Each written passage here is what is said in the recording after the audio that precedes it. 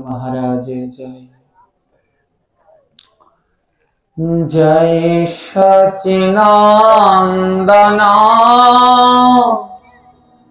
जय गौर हरि विष्णु प्रियार प्राण धन नदिया बिहारी।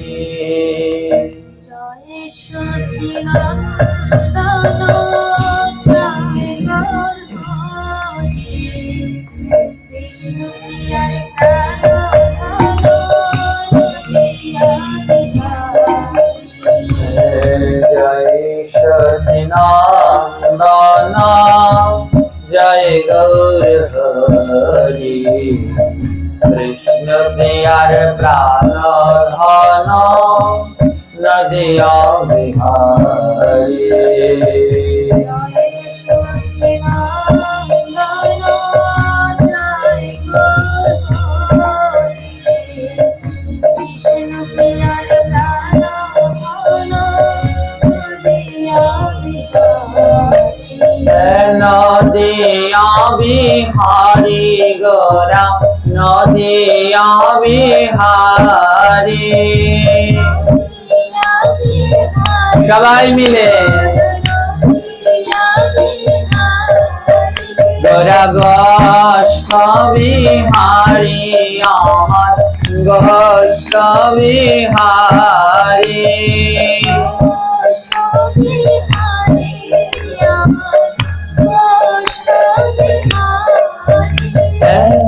जय सच्चिदानंद जय गौर हरि।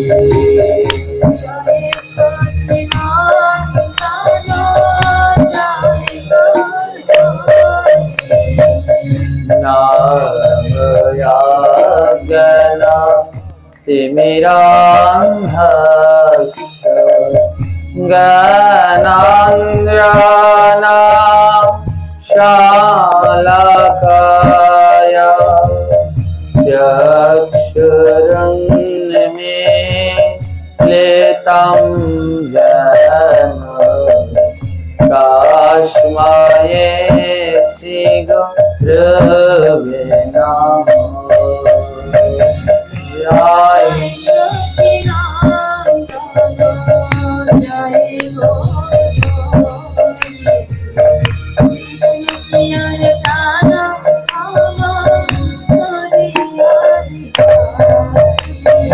नदिया बिहारी गोरा नदिया बिहारी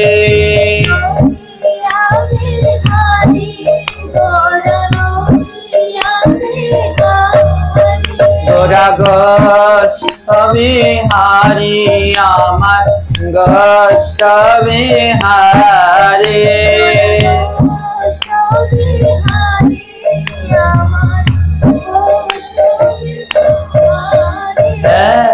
जय सच्चिदानंद जय गौर हरि।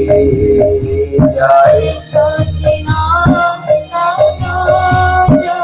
गौर हरि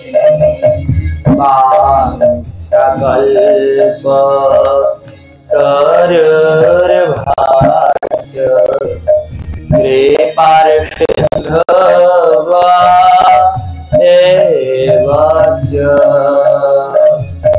पतितानां पावनेभ्यो वैष्णवेभ्यो नमो नमः। जय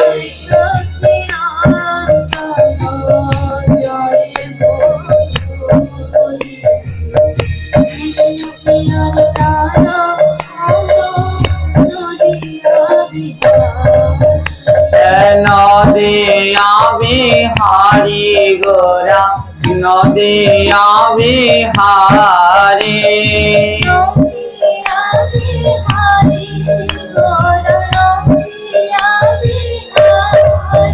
गोरा गोष्ठ बिहारी আমার कष्ट बिहारी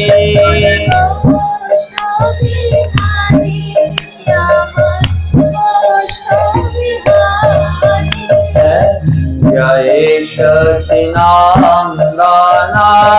जय गौर हरि जय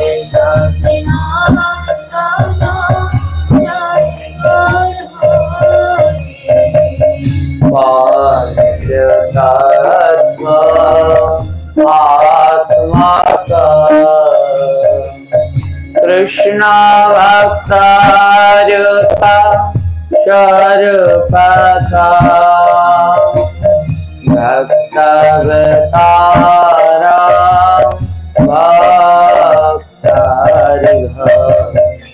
नमामि भक्ता सत्विका जय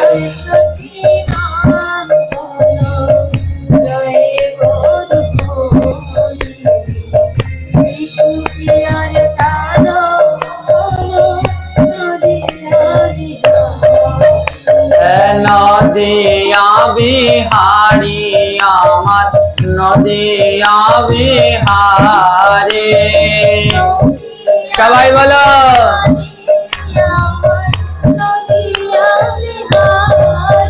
গোরা গোষ্ঠ বিহারি আমার গোষ্ঠ বিহারি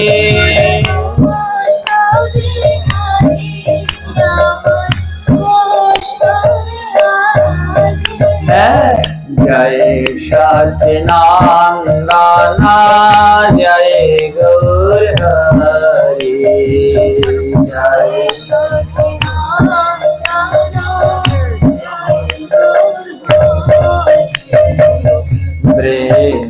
वृंदावित लक्ष्य प्रियावै के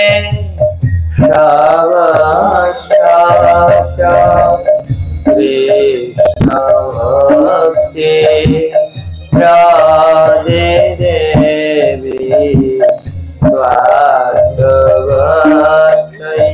नाम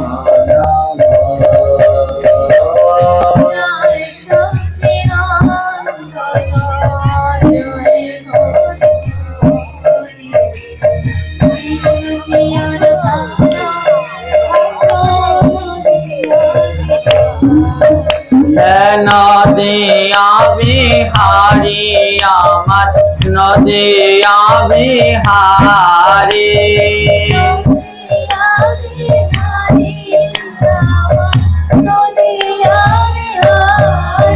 গোরা বৃন্দাবন বিহারি আমার বৃন্দাবন বিহারি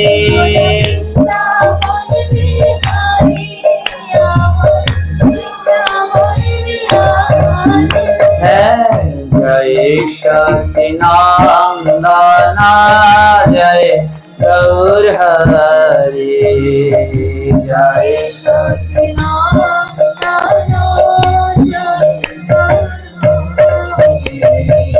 नाम नीलाचल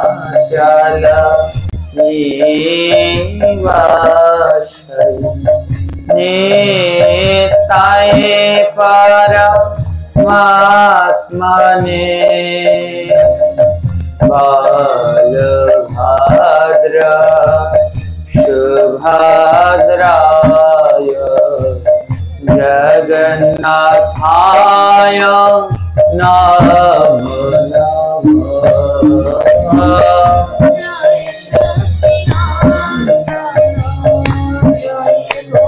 जय निता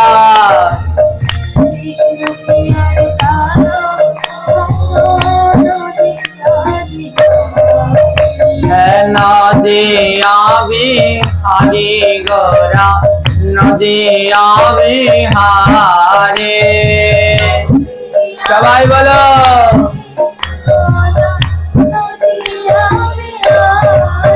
गोरा जमुना बिहारी गोरा जमुना बिहारी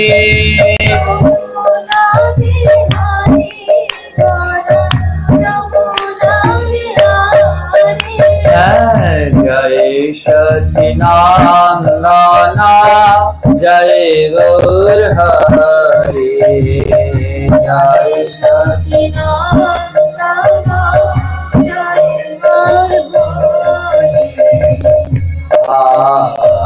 कृष्ण करुणा सिंधु दीनबंधु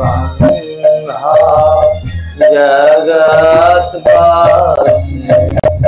गोपेशगा विकासंत राधाकांत नमोस्तुते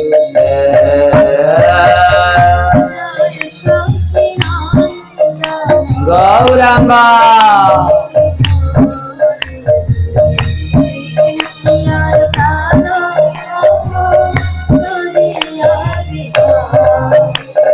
नदिया बिहारी गौरा नदिया बिहारी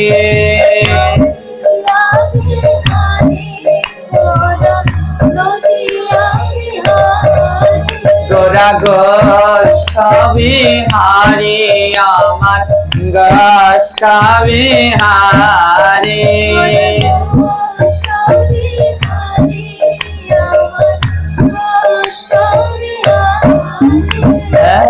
जय सचिनंदन जय गौर हरि जय कांचन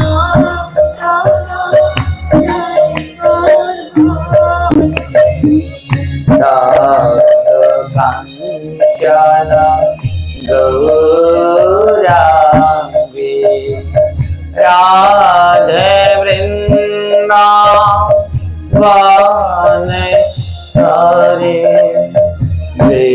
वृषभानु श्रुते देवी त्वां नमामि हरिप्रिये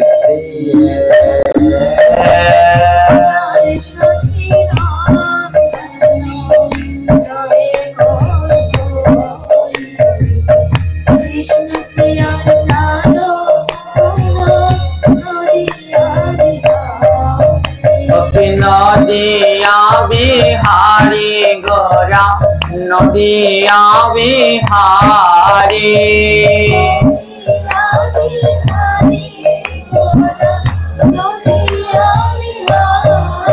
गोरा वृंदावन बिहारी আমার वृंदावन बिहारी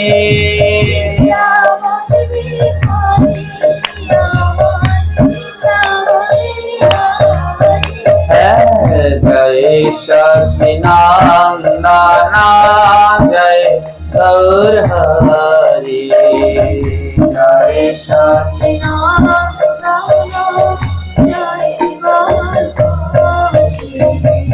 श्रीरूप सनातन श्री रघुनाथ श्री देवी गोपाल भट्ट दास रघुनाथ जय गोसाई करे चरण बंद जहाँ हईते विघ्न नाश अभीष्ट पुरा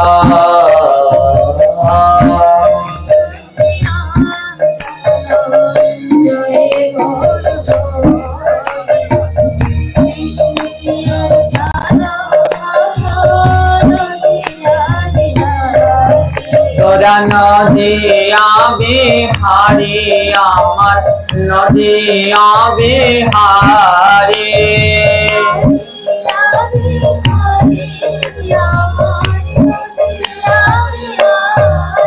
গোরা গোষ্ঠ বিহারি আমার গোষ্ঠ বিহারি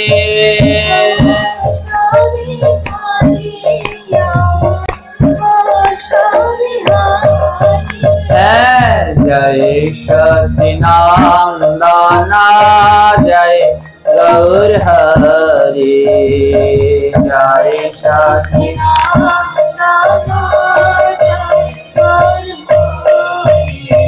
हरि हरे Krishna Krishna Krishna Hare Hare Hare Ram Ram Ram Hare Hare Krishna Hare Krishna Krishna Krishna Hare Hare Hare Rama Rama Hare Hare জয় নিতাই। ভাইরা কালকের আলোচনা মনে আছে? নামে কি কৃপা আছে না নাই? জগতের সব থেকে মধু কি নাম? নামের থেকে মধুময় আর কিছু আছে? তাহলে মুখগুলো বন্ধ কেন? মুখগুলো খুলতে হবে না? হবে না? ভগবান জানি কটা বাদ্যযন্ত্র দিয়েছে জন্মানোর সময়। কি কি? খোল আর করতাল। মুখ খোল আর করে করে দাও তাল। করতাল আর খোল, এটা ভগবান জন্মানোর সময় আমাদের দিয়েছে। তো দুটো কাজে লাগাতে হবে না? যদি কাজে না লাগাও তো জং পড়ে যাবে, ও দিয়ে আর পরে কোনো কাজ। সবাই মিলে একসাথে হরে কৃষ্ণ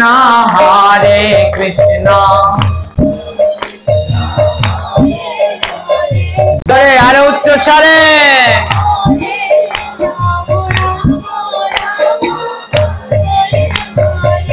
না, এত আসতে বললে কাজ হবে না। এত জোরে নাম করবেন যেন ভগবানের কাছে পর্যন্ত যায়। কালকে বললাম না, মনে করবেন ভগবানের সাথে ঝগড়া বেঁধেছে। ঝগড়া বাঁধলে যেমন পাশের বাড়ির একজনে দৌড়ে আসে, এত জোরে নাম করবেন ভগবান দৌড়ে আপনার কাছে চলে আসবে। হরে কৃষ্ণ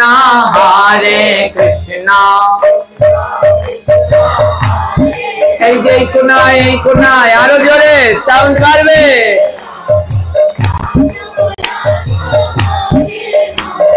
আরো জোরে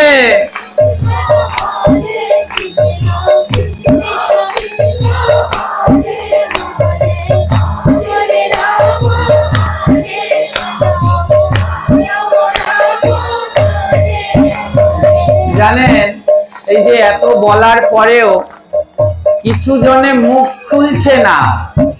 হ্যাঁ, এই আসনটার নাম হলো ব্যাসাসন। এখানে যে বসে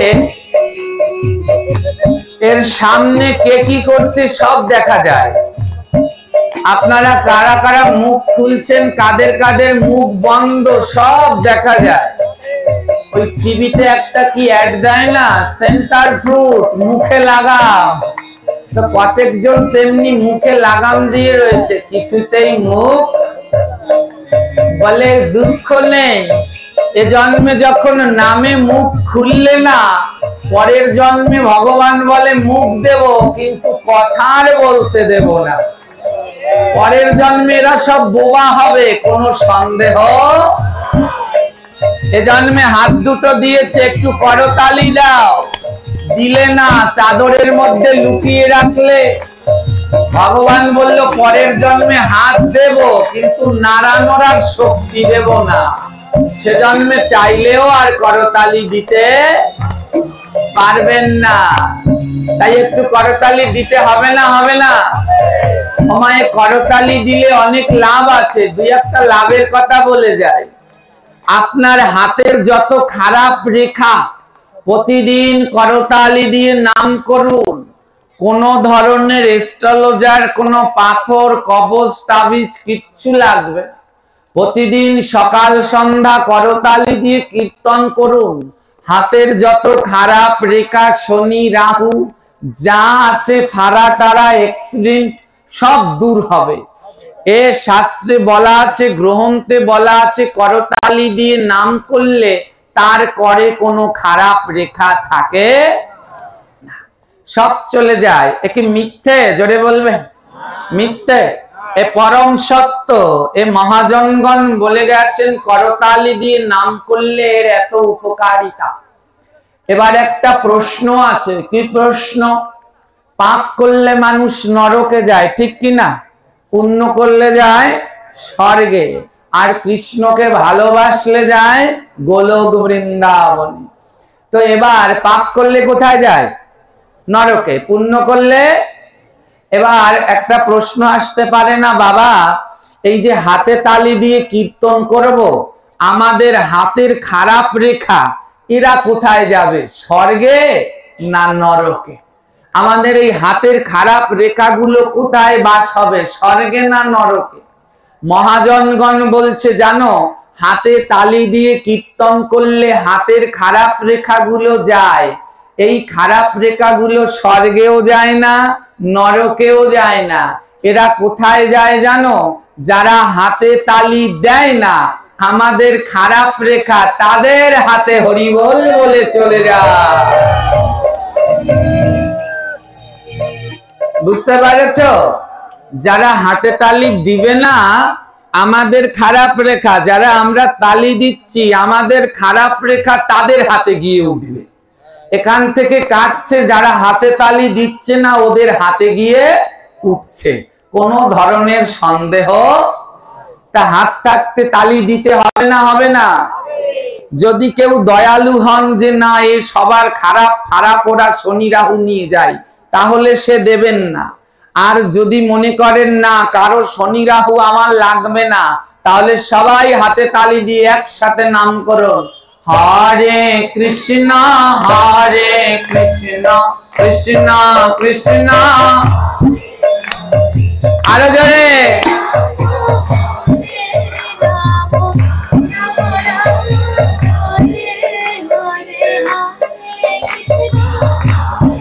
আরো জোরে করতে হবে।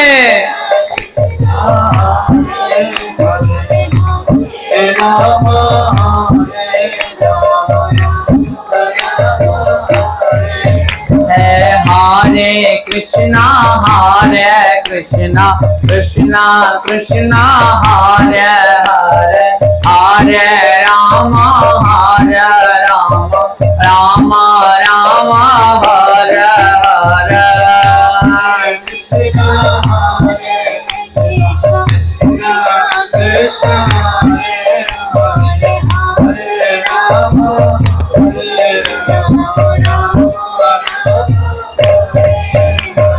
राधे राधे राधे राधे राधे राधे राधे सबाई बोलो राधे राधे राधे राधे राधे राधे राधे राधे राधे।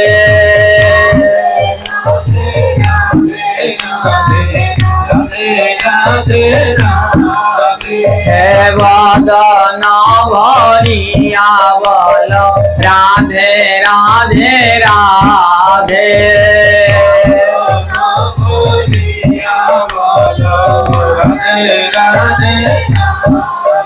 हे राधे राधे राधे बोलो राधे राधे राधे।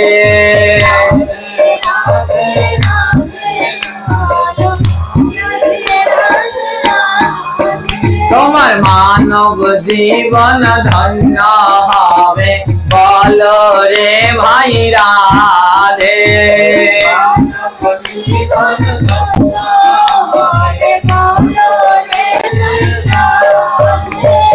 রাধে রাধে রাধে রাধে রাধে রাধে রাধে রাধে।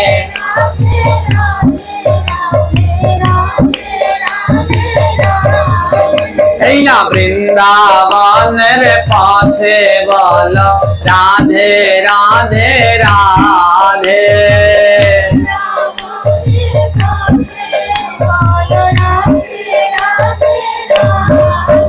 হে রাধে রাধে রাধে বলো রাধে রাধে রাধে।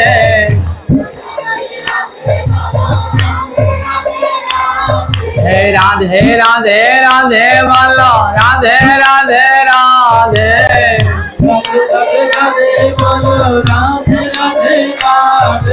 दुई बाहु तुलिया बोलो राधे राधे राधे।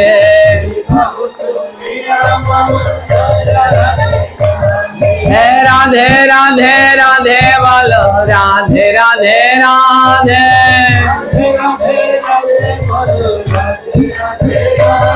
তোমরা প্রেমানন্দে সবাই বলো রাধে রাধে রাধে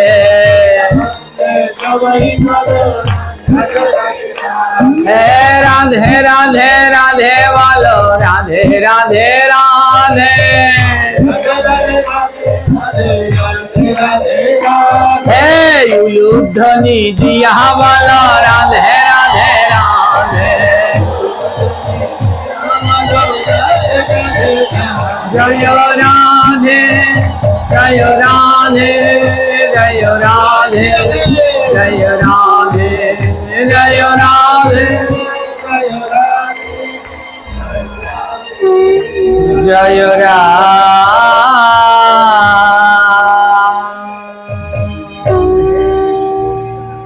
बोले परम दयाल परम कृपाल श्रील गुरु महाराज जी की दयाल ठाकुर शिल नित्यानंद प्रभु के प्रेमेर अवतार श्री चैतन्य महाप्रभु के परमेश्वर भगवान श्री कृष्ण चंद्र जी की अपार करुणामयी श्रीमती राधा ठाकुरानी के समवेत गौर भक्तवृंद की जय जय श्री निताई गौर प्रेमानंद हरे हरे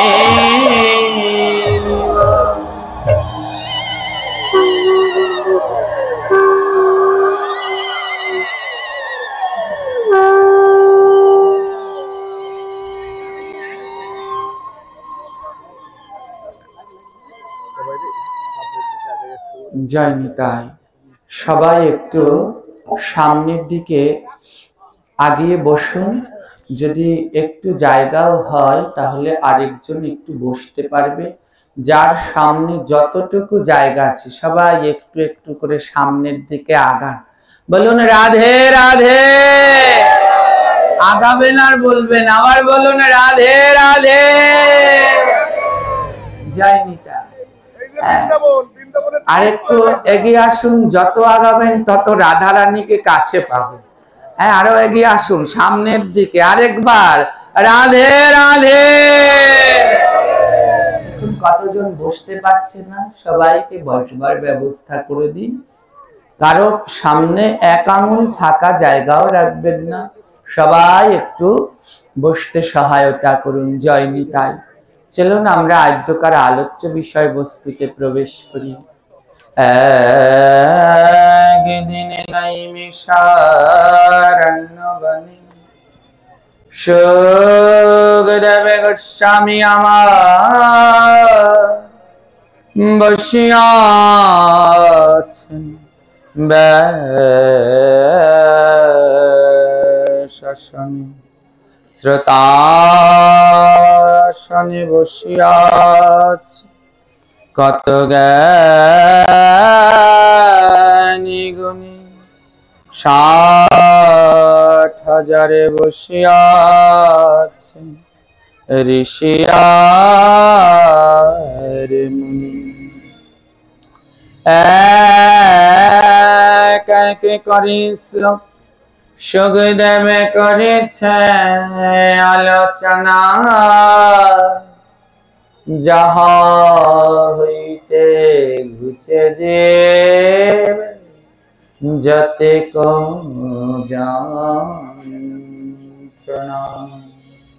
ভাগবত কথামৃতম পরমা মধুর, যে জানা করে শ্রবণ সেবার চতুর। ভাগবত কথামৃত যার কারণে যায় পুনরায় তার নাহি মনুষ্য জন্ম হয়। ভাগবত কথামৃত যে করে কীর্তন তাহার চরণে করি সহস্র প্রণাম। গুরুন শাশ্বত সজ্জাননাস্বাসত পিতানাস্বাসজ্জাননি নাশাসন দৈবাম নাতাদসান্না পতিশ্চা শাসনা।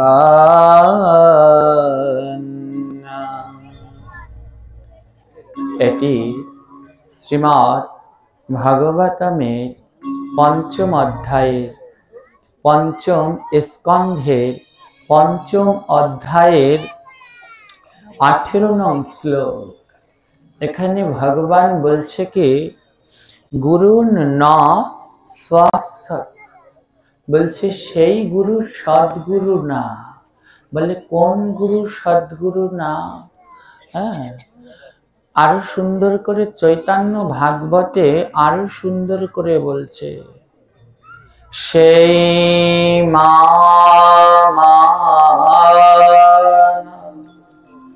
যে মা কৃষ্ণ কথা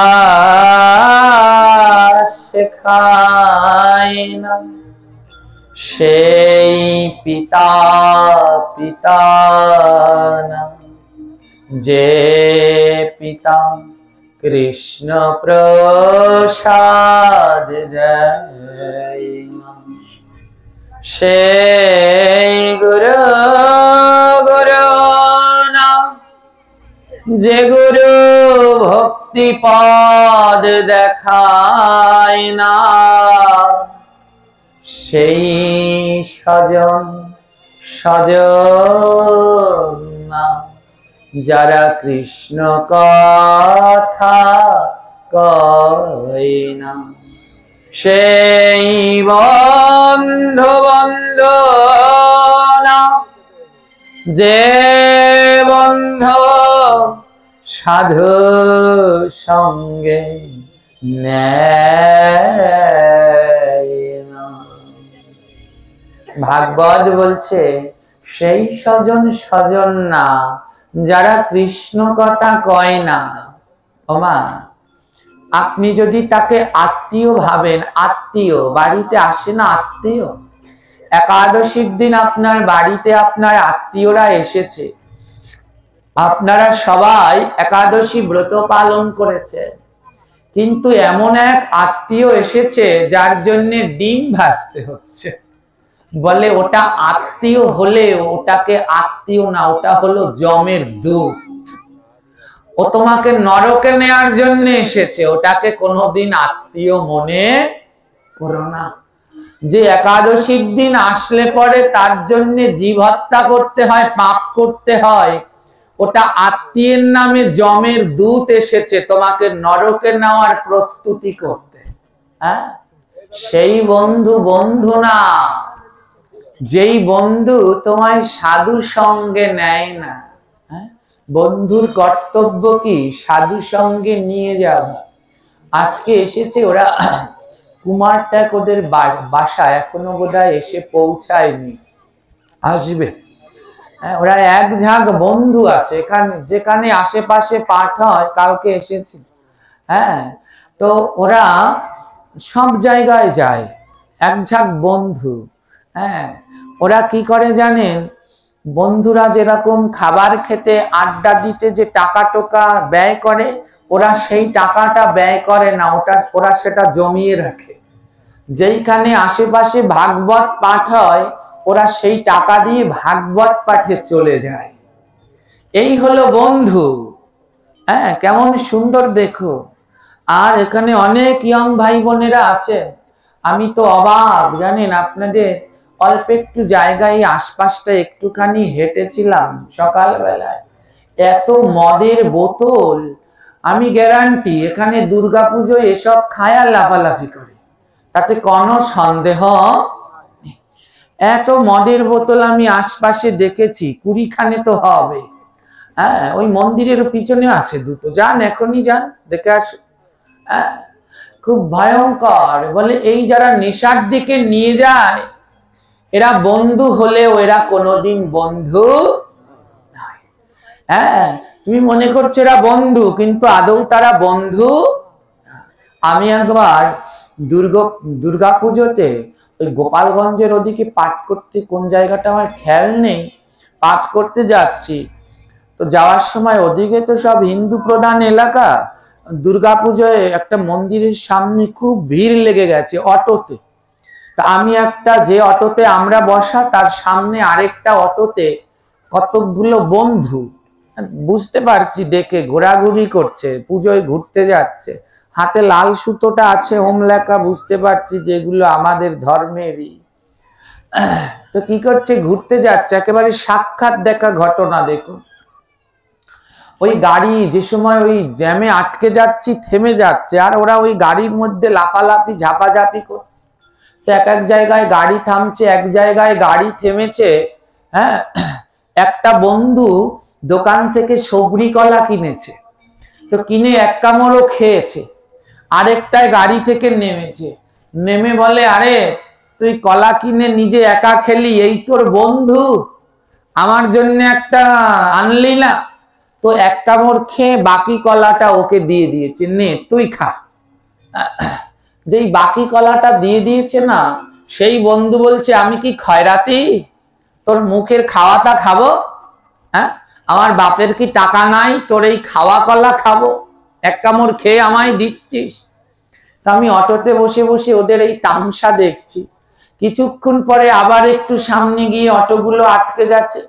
এবার সেই বন্ধুটা একটা সিগারেট কিনেছে, যেই বন্ধুটা একটু আগে কলা কিনেছিল, ও আবার একটা সিগারেট কিনেছে। এবার ও কিনে সিগারেট খাচ্ছে, ওইটা আবার গাড়ি থেকে নেমে বলছে, দে বন্ধু আমিও একটা টান দে। তখন আমি মনে মনে বলি, হায় রে, একটু আগে ওর মুখের খাওয়া কলা দিল, তখন বলল আমি কি খয়রাতি। একই মুখের সিগারেট এবার ও নিয়ে আনন্দে খাচ্ছে। চিন্তা করুন তো, কোন নেশায় ডুবে যাচ্ছে। বলছে সেই বন্ধু বন্ধু না, যেই বন্ধু তোমায় সাধু সঙ্গে নেয় না, যেই বন্ধু তোমাকে নেশার দিকে নিয়ে যাচ্ছে, কুপথে নিয়ে যাচ্ছে, মনে রাখবে সে তোমার বন্ধু হলেও বন্ধু। সেই মা না, যে সন্তানকে কৃষ্ণ কথা শেখায় না। মায়ের কর্তব্য সন্তানদেরকে কৃষ্ণ শিক্ষায় গড়ে তোলা। হ্যাঁ, তাই প্রকৃত মা হতে হলে সন্তানকে কৃষ্ণ শিক্ষা দিতে হবে। বলছে সেই পিতা পিতা না, যেই পিতা সন্তানের মুখে কৃষ্ণ প্রসাদ দেয় না, পিতার কর্তব্য সন্তানের মুখে প্রসাদ তুলে দেওয়া। যদি প্রসাদ না দিয়ে সে অন্য খাবার তুলে দেয়, বলে তাহলে জেনে রেখো, তার পিতা হতে পারে কিন্তু পরিপূর্ণ সে হতে পারেনি।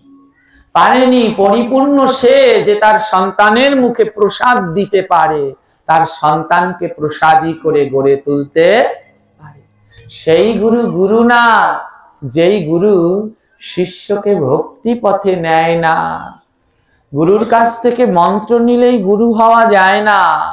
হ্যাঁ, যদি ভক্তি পথে না নিতে পারে, তাহলে কোনোদিন সে গুরু হতে পারে না।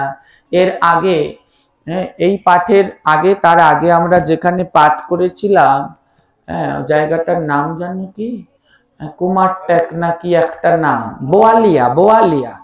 হ্যাঁ, ওখানে যখন আমরা পাঠ করতে গিয়েছি দেখি কি সব মায়েরা বৃদ্ধ অবস্থা। জিজ্ঞেস করছি আপনাদের মধ্যে কে কে মালা জপ করেন? অনেক ভক্তর ভিতরে অল্প কটা 10-12 জনার হাত উঠেছে। তো দেখছি অনেকের চুল টুল পেকে গেছে, চোখে দেখতে পাচ্ছে না, চামড়া ঘুচকে গেছে, কেউ মালা জপ করছে না। আমরা যে বাসায় থাকি সে মাসিকে জিজ্ঞেস করলাম, মাসি আপনি জপ করেন? বলে না বাবা আমি জপ করি না। বলি কেন? বলে আমার গুরু বলছে ও কাঠের মালায় জপ করে লাভ কি, মনের মালায় জপ করো। হ্যাঁ, আমি বলছি সর্বনাশ। বলে কাঠের মালায় জপ করে লাভ কি, মনের মালায় জপ করো। দেখুন, এ যদি গুরু বলে তার শিষ্য আর কি করবে? হ্যাঁ, শিষ্য আবার একটা গানও শুনিয়েছে সে আমাদের। হ্যাঁ, এরকম মিলিয়ে মিলিয়ে কাঠের মালায় জপ করে কি লাভ, মন মালায় জপ করো। তো এই যদি হয় গুরুর অবস্থা, যে শিষ্যকে বলে কাঠের মালায় জপ করে লাভ নেই, মনের মালায় জপ করো, একে তো জপ করতে চাই না। হ্যাঁ, আর যদি এমন বলে তাহলে তো যেন আরই কোনোদিনই চাইবে না। হ্যাঁ, তাই এরকম গুরুর ফাঁদে যদি কেউ পড়ে যায় তাহলে আর তার এ জন্মে কৃপা সম্ভব নয়। তাই গুরু বরণ খুব সাবধানে করতে হয়। হ্যাঁ, গুরু বরণ খুব সাবধানে করতে হয়। দীক্ষা নেওয়ার জন্য ছটফটতা নয়, দীক্ষা খুব সূক্ষ্ম বিবেচনা করে নিতে হয়। দীক্ষা নেওয়ার জন্য তো আমরা সবাই পাগল। হ্যাঁ, যে যেমন পাচ্ছি দীক্ষা নিচ্ছি, সবাই দীক্ষা দিয়েও দিচ্ছে, কিন্তু দীক্ষা নিতে হলে আগে কিছু করতে হয়। দীক্ষা হ্যাঁ, আগে দিয়ে পরে খা, তারপরে দীক্ষা। কি সুন্দর কথাটা শুনুন, বলছে আগে দিয়ে পরে খা, তারপরে খা। বলে আগে ভগবানকে দিয়ে প্রসাদ খেতে শেখ, তারপরে দীক্ষা নেয়ার কথা চিন্তা করো। আগে প্রসাদ পাও, ভগবানকে দিয়ে খেতে শেখো, তারপরে দীক্ষা নিও। দীক্ষা নিলে পরেই ভগবানকে পাওয়া যায় না। দীক্ষা নেয়ার আগে এই দেহকে উপযুক্ত করতে হয়। এই দেহটা একটা জমি, আর গুরুদেব এই জমিতে বীজ দেবে, বীজ মন্ত্র। যেই দিনকে এই দেহটা উপযুক্ত হবে, কি উপযুক্ত?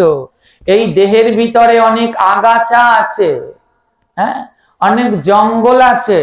আমা ওই যে আপনাদের তো পাশে গ্রাম এলাকা, এই যে মাঠে ধান চাষ করে না, আগাছার ভিতরে যদি ধানের বীজ ফেলে দেয় হবে? তাতে গাছ হবে? যদি মাঠের ভিতরে আগাছা থাকে, চাষ করলো না, হাল দিল না, ও ধানের বীজ ফেলে দিলে গাছ হবে? জোরে বলবেন, হবে কি? হবে। আগাছার ভিতরে জমি চাষ না করেও যদি বীজ ফেলান তাতে গাছ হবে, কিন্তু কোনোদিন ফল হবে না। হ্যাঁ, তদ্রূপ দেহটা একটা জমি, এটাকে আগে পরিষ্কার করতে হবে। এটা বিভিন্ন আগাছায় ভরা, এটাকে আগে পরিষ্কার করো। কিভাবে পরিষ্কার করতে হবে? সাধু সঙ্গ করে। যেখানে সাধু সঙ্গ হয় সেখানে চলে যাও। এই আগাছা যুক্ত জমি, যেই সাধুর সাথে সাধুর ছোঁয়া লাগবে, এই আগাছা জমিটা যেই পরিষ্কার জমির সাথে ছোঁয়া লাগবে, এই আগাছাগুলো পরিষ্কার হবে। তারপরে চাষ করো এ জমিকে, অনাবরত চাষ। চাষ কি? নাম, নামাভাস, নাম আভাস অভ্যাস করতে থাকো, জপ করতে থাকো অনাবরত। যত জপ করবে তত দেহ জমি চাষ হবে, যত সাধু সঙ্গ করবে তত আবর্জনা যাবে, আবর্জনা দূর করে চাষ করবে। তারপরে দেহ জমিতে জল দেবে। জল কি জানো? এই নাম করতে করতে একদিন জল ঝরবে। সহস্রবারে কৃষ্ণ নামে যারে নাহি ঝরে নয়ন জল, জানিয়া রাখিও তার নাম বুঝি বিফল। বলে 1000 বার কৃষ্ণ কৃষ্ণ বললে যার নয়নে জল না ঝরে জেনে রাখবে তার নামে নিশ্চয়ই কোনো ঘাটতি আছে। যেই দিন নাম করতে করতে দেখবে অনাবরত নয়ন জল ঝরছে, সেই দিন বুঝবে তোমার কৃপা হয়েছে। তাই আগে জমি পরিষ্কার করো, চাষ করো, তারপরে জল দাও। যখন জমিটা উপযুক্ত হয়ে যাবে, এবার জমি উপযুক্ত, এবার এই জমিতে কিছু সার দাও। বলে সার কি? এই দেহ জমিতে কিছু সার দিয়ে দাও। সার কি জানো? সার হলো ভক্তের চরণ ধুলি। ওটা সার, ওটা যত দেবে তত ফলন বাড়বে, ওটা সার। ওই সারটা এনে এই দেহ জমিতে দিয়ে দাও, ভক্তের চরণ ধুলি। আগাছা পরিষ্কার করো, চাষ করো, জল দাও, সার দাও, জমি প্রস্তুত। তারপরে গুরুর কাছে যাও। যেই গুরু তখন তোমায় মন্ত্র দিবে, মন্ত্রটা হলো বীজ। যেই গুরু তোমায় মন্ত্র দিবে, বীজ মন্ত্র, অমন পরিষ্কার যুক্ত জমিতে যখন বীজ মন্ত্র গুরু দেবে বপন করে দেবে, দেখবে তোমার নয়নে থেকে অনাবরত জল ঝরছে। আর হৃদয়ের মাঝে এই জলগুলো যখন বীজের গোড়ায় পড়ছে, ওই বীজ অঙ্কুরিত হয়ে গাছ হবে। আর সেই গাছে যখন ফুল আর ফল হবে, সেই ফুল ফল দিয়ে যখন গোবিন্দের সেবা দেবে, সেই দিনই তুমি আমার রাধা মাধবে কৃপা।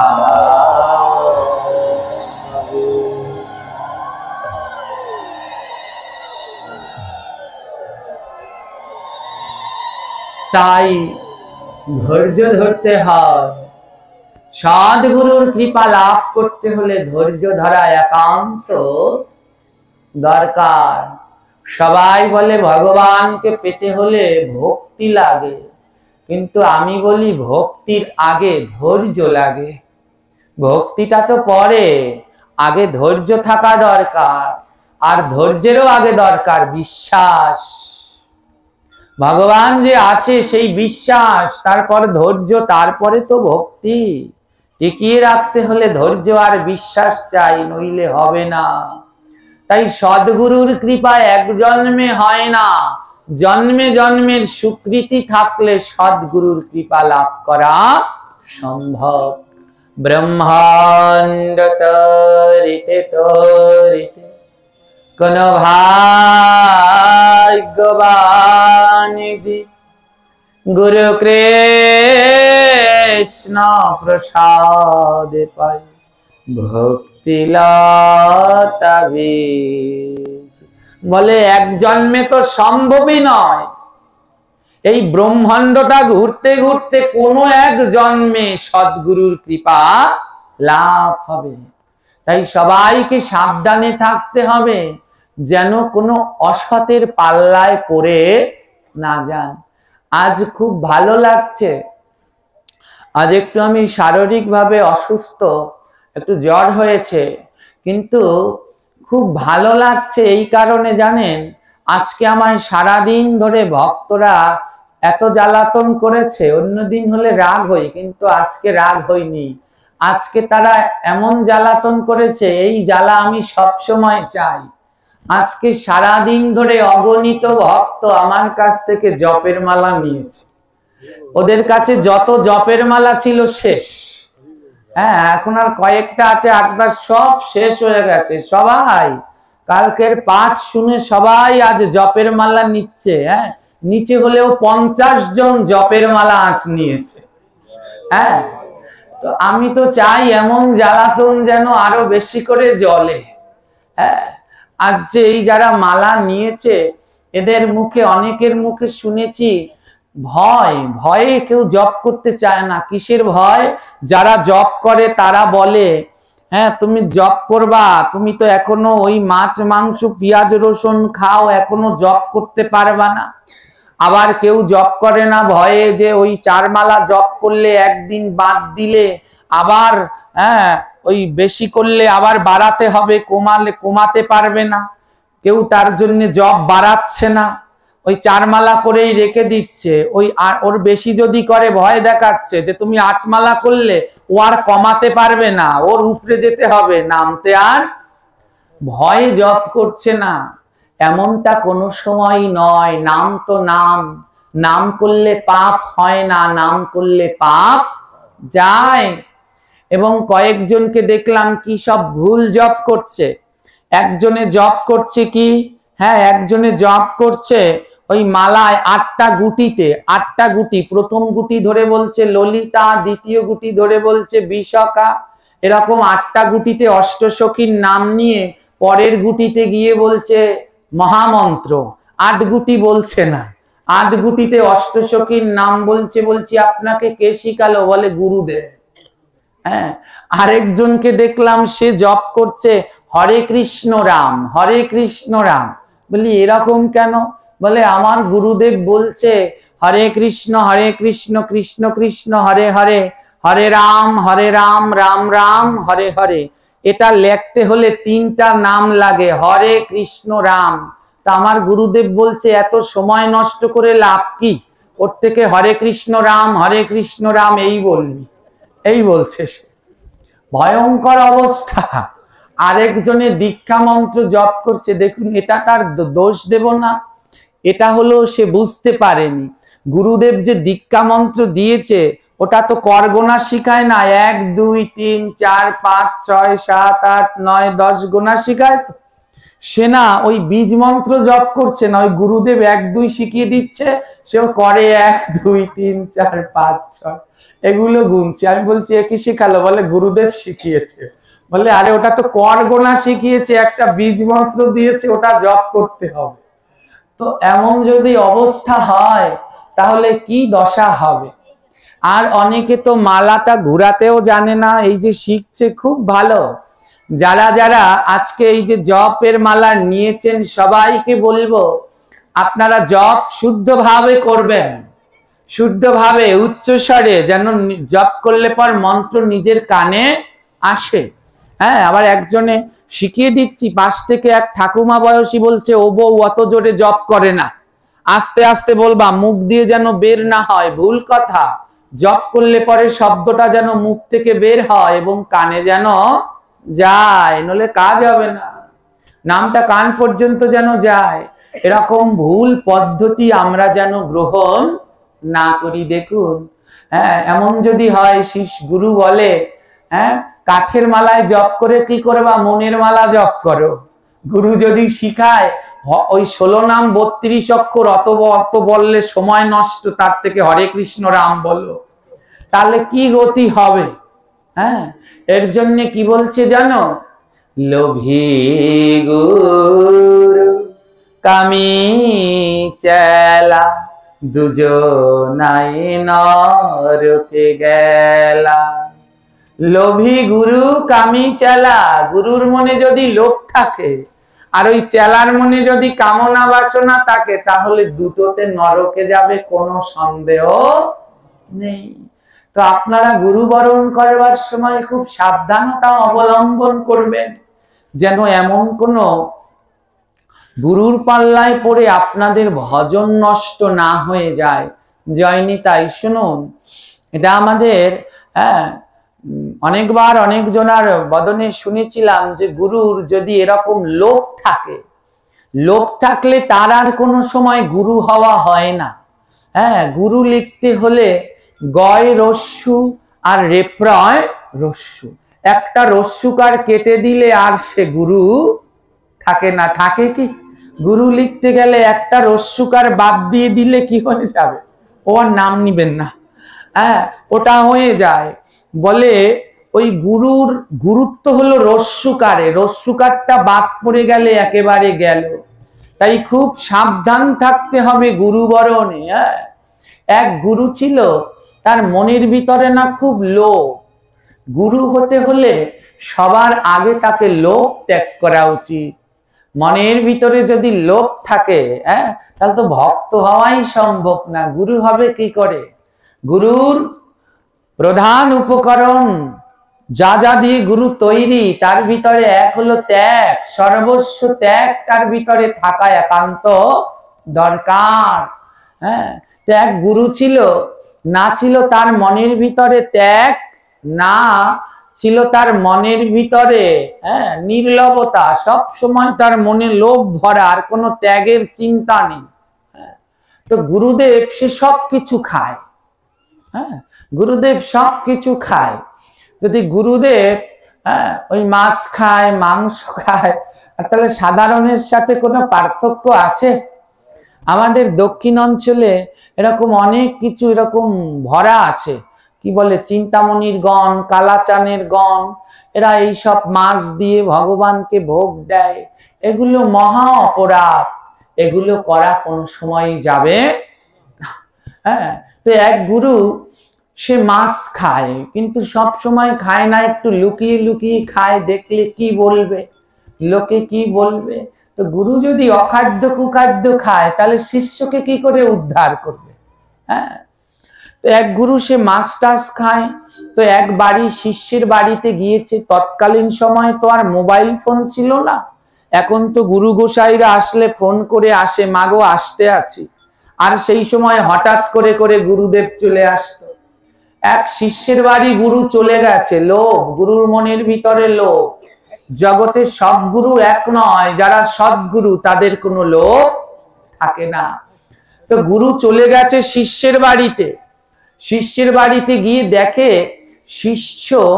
শিষ্য একটা বড় ইলিশ মাছ এনেছে। কি মাছ এনেছে? ইলিশ মাছ। এবার ওটা দেখে গুরুর লোভ লেগে গেছে। হ্যাঁ, ইলিশ মাছটা দেখে লোভ লেগে গেছে। এবার গুরুদেব যেই এসেছে, এবার শিষ্য থরথর করে কাঁপছে। গুরুদেব বলে, বাবা কাঁপছিস কেন? বলে, গুরুদেব আপনি তো আজ আমার বাড়ি এসে পড়েছেন, কিন্তু আমি তো বড় একটা ইলিশ মাছ এনেছি।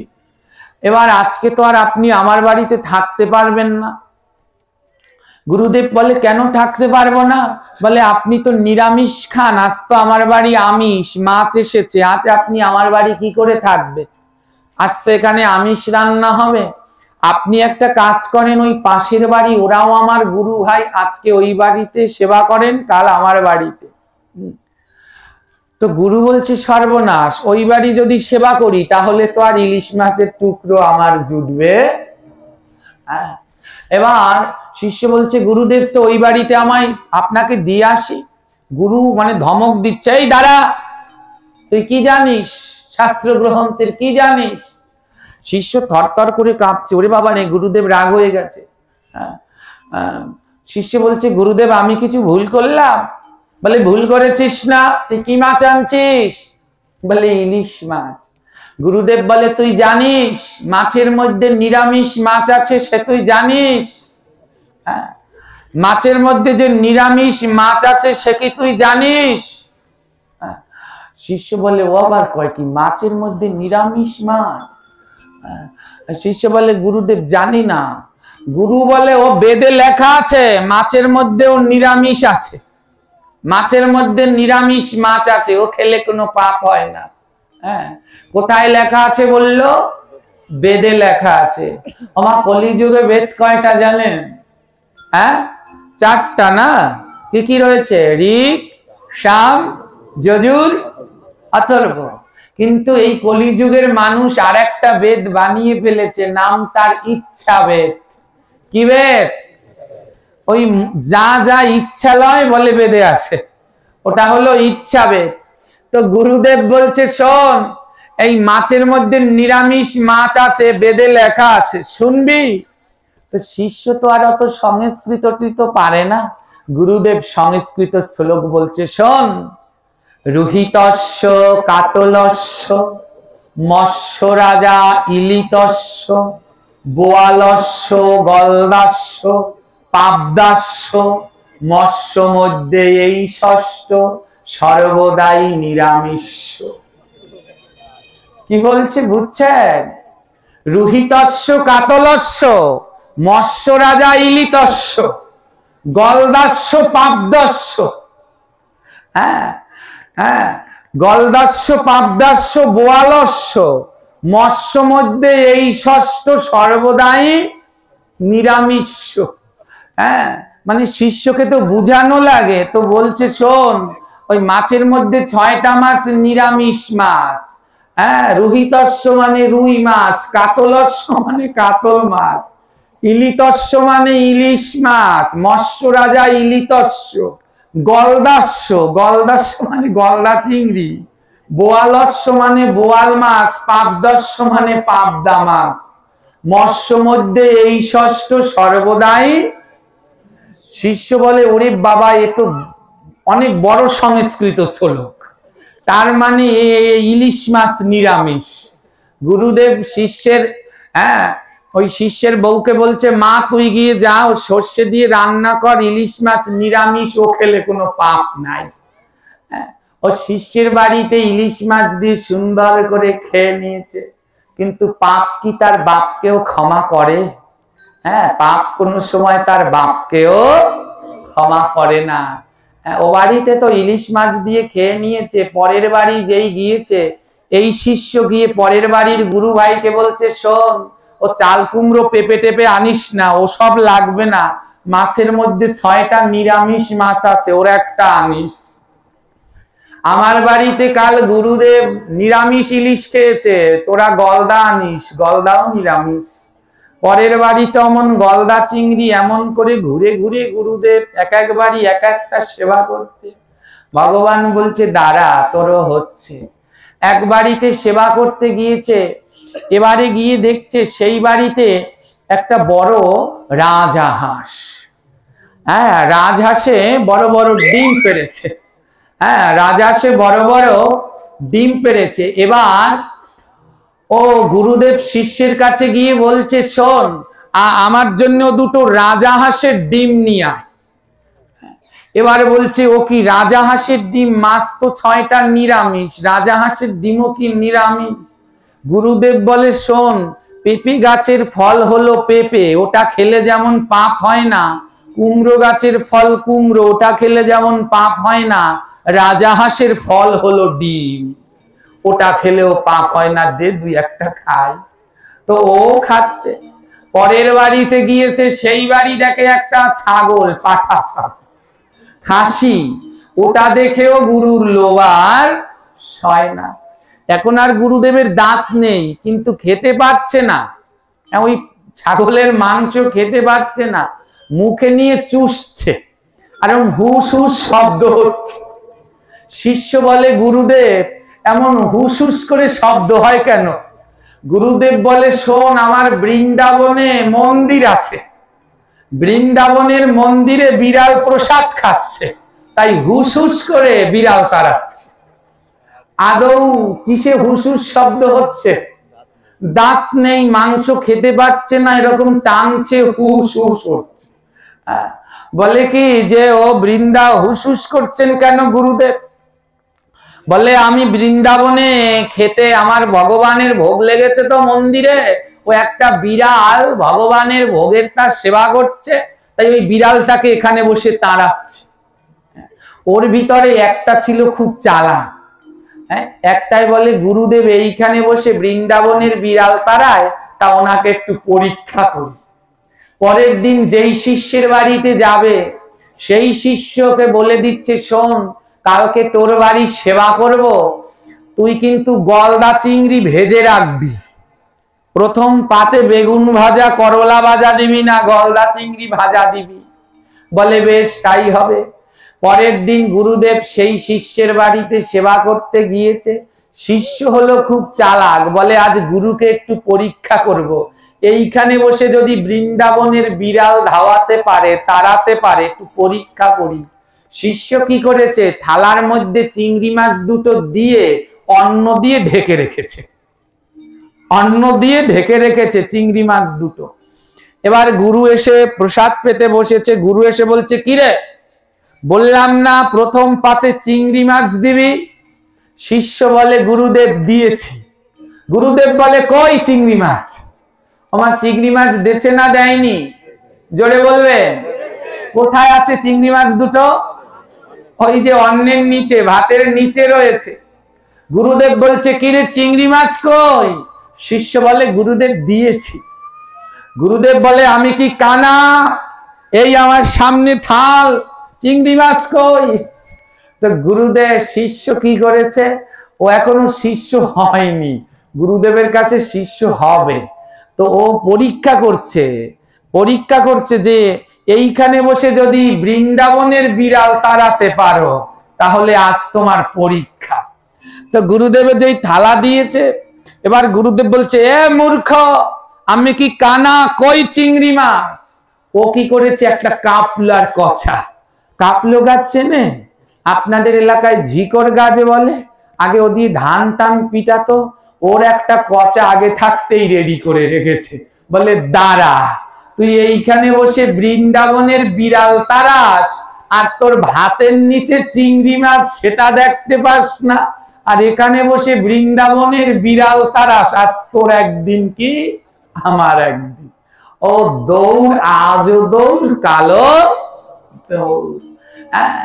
তো এইরকম যদি কেউ লোভ করে থাকে, সত্যের জয় একদিন হবেই হবে, সে ধরা পড়বে। তাই খুব সাবধান হতে হয়, যেন ওই জৌলস দেখে, তন্ত্র মন্ত্র দেখে, চমৎকারিতা দেখে, ম্যাজিক দেখে কারো ফাঁদে না পড়ি। গুরু তার মতো হওয়া উচিত যে তোমাকে কৃষ্ণ দর্শন করাতে পারে।